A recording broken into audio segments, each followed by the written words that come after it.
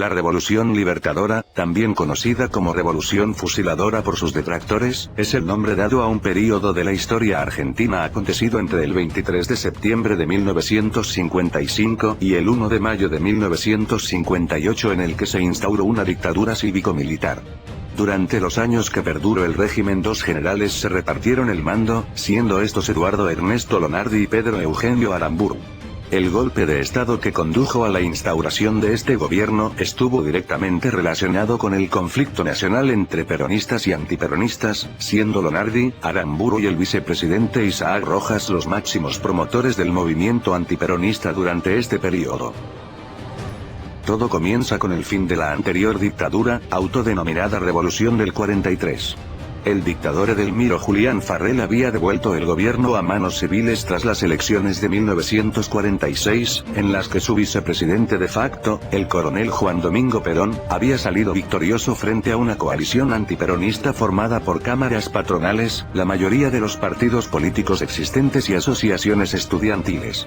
Durante todo el mandato de Perón se sucedieron fuertes cruces entre peronistas y antiperonistas, que incluyeron actos de terrorismo e intentos de derrocar al gobierno. Incluso antes de que Perón asumiera, se había planeado un golpe de Estado para derrocar a Farrell, pero al final este nunca se concretó. Los eventos más destacados de este periodo se dieron en 1951, cuando el general retirado Benjamín Andrés Menéndez encabezó un fallido intento de golpe de Estado que acabó con su encarcelamiento y posterior condena a 15 años de cárcel. En 1953, cuando se realizó un atentado en Plaza de Mayo donde murieron 6 manifestantes peronistas y resultaron heridos otros 90, y el bombardeo a la misma plaza en 1955 donde murieron 308 personas.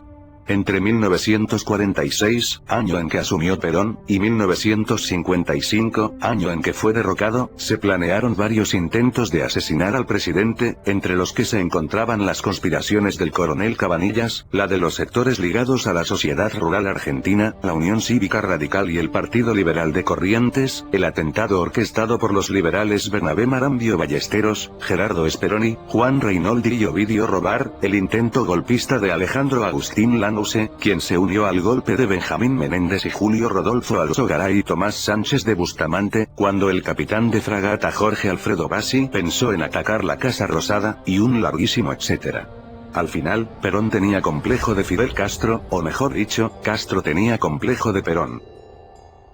A estas alturas de la situación, prácticamente todos los batallones y cuerpos militares, en donde predominaba el movimiento antiperonista, estaba dispuesto a derrocar a Perón. Hubo 3 figuras claves en este movimiento, los cuales fueron los generales Eduardo Ernesto Lonardi y Pedro Eugenio Aramburu, y el almirante Isaac Francisco del Ángel Rojas. Los 3 colaboraron activamente en el golpe de Estado contra Juan Domingo Perón, y de hecho era lo único que tenían en común. Tras el inicio de la dictadura, la posición de Lonardi no satisfagó a Aramburu y Rojas, quienes finalmente terminaron deponiéndolo del cargo. Ojo, Lonardi, Aramburu y Rojas fueron los más importantes militares durante este periodo, pero hubo otros que también influyeron y colaboraron estrechamente con el régimen, o que incluso tomaron rumbos que simpatizaron con los antiperonistas. Algunos de estos fueron Benjamín Andrés Menéndez, Eduardo Argentino Señorans, Alejandro Agustín Lanuse, Juan Francisco Guevara y Luis Ernesto y Eduardo Lonardi Jr., ambos hijos de Eduardo Ernesto Lonardi.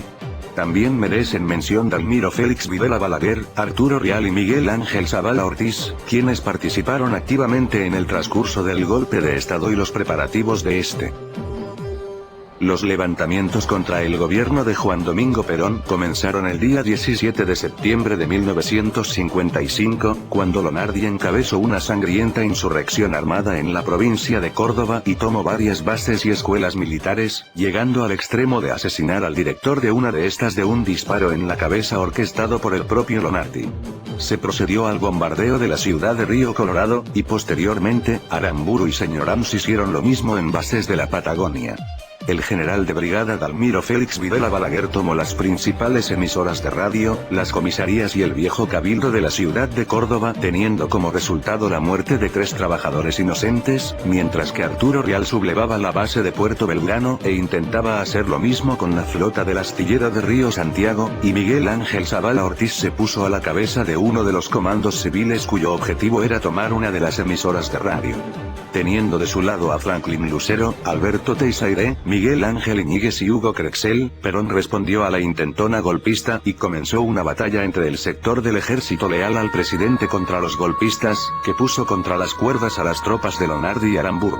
Cuando el golpe parecía estar por fallar, el almirante Rojas amenazó con destruir las instalaciones petrolíferas de la YPF en Mar del Plata si Perón no renunciaba, y destruyendo algunas de estas como muestra de poderío.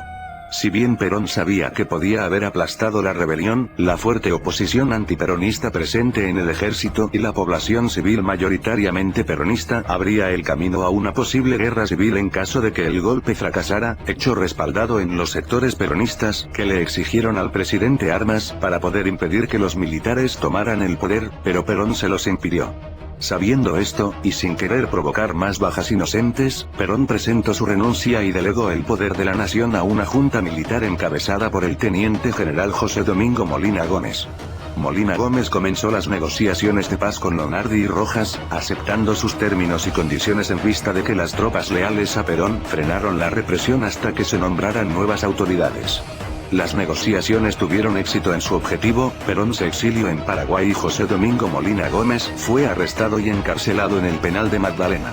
Se estableció un breve gobierno provisional en Córdoba y luego los altos funcionarios viajaron a la capital del país, Buenos Aires. El general de división Eduardo Ernesto Lonardi Doucet asumió la presidencia de la nación el día 23 de septiembre de 1955.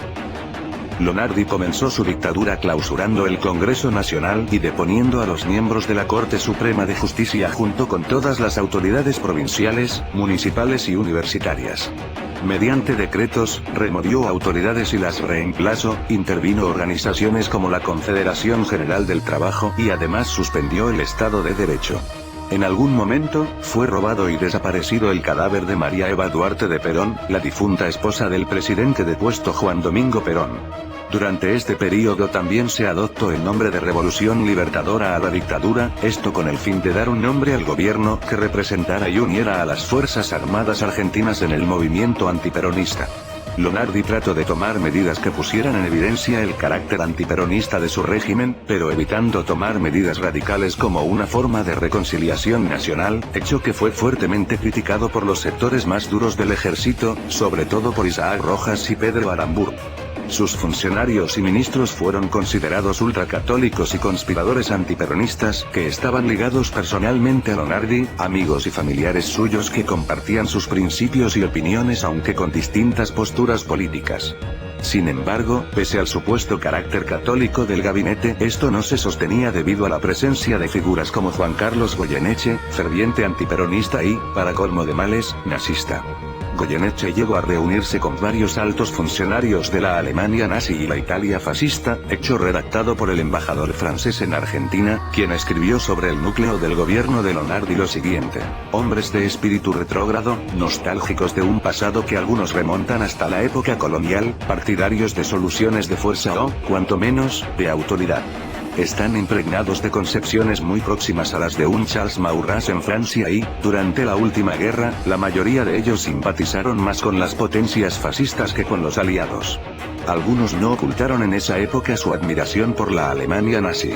La división del gobierno quedó en evidencia con las posiciones del vicepresidente Isaac Rojas, los ministros Eduardo Busso y Teodoro Hartung, partidarios de desmantelar todo el aparato peronista que todavía existía en Argentina y volver a la tradición liberal del país, frente a los ministros Juan José Uranga, Justo León Bengoa y Luis Benito Cerruti Costa y el canciller Mario Octavio Amadeo French, católicos que consideraban a los partidos liberales argentinos como traidores y que anteriormente habían sido partidarios del peronismo, hasta que comenzó el conflicto con la Iglesia.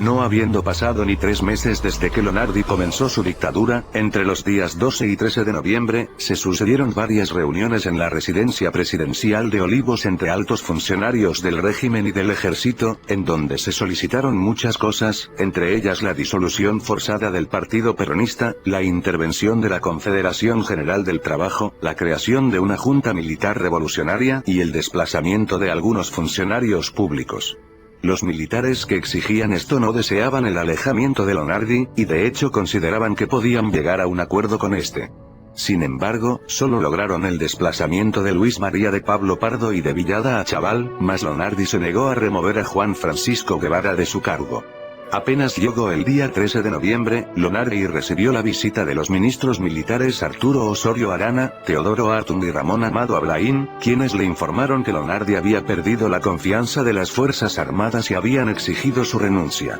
El presidente de facto se negó a renunciar por escrito, pues consideraba que lo estaban echando, aunque al final tuvo que ceder sin hacer declaraciones públicas, y en la prensa se explicó que Lonardi había dimitido alegando problemas de salud. Y es que en realidad, Lonardi desde hacía ya un tiempo que estaba padeciendo de serios problemas de salud, concretamente de un cáncer de cuello que finalmente le arrebató la vida el día 22 de marzo de 1956. Lonardi fue enterrado en el cementerio de la Recoleta, y varias calles fueron renombradas en su honor. Luego de su renuncia el 13 de noviembre de 1955, asumió como presidente de la nación el general Pedro Eugenio Aramburu Silva.